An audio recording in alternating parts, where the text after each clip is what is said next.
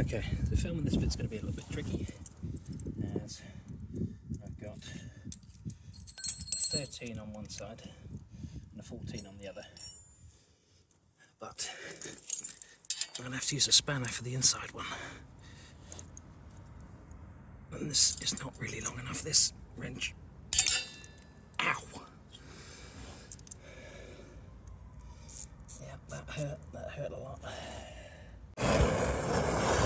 I'll heat the aluminium for a minute.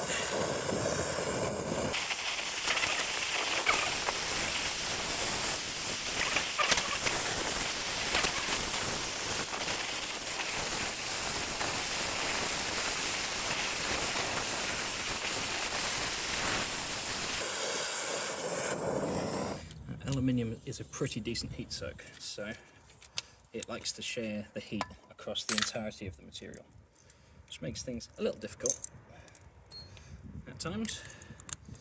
I have a bigger wrench, so I should have more leverage to get this out.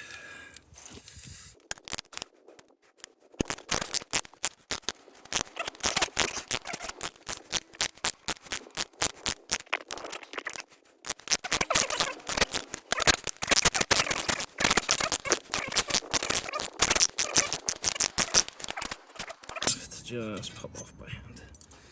So that's one stud. The other side is a 14.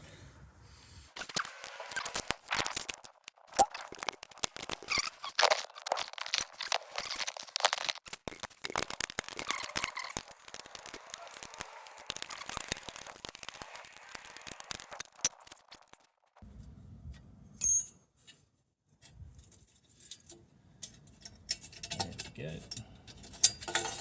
So replace the stud with this bolt, and those are the very rusted collar expanders. There's one still on that, but still. Right, we can start yanking that pipe off.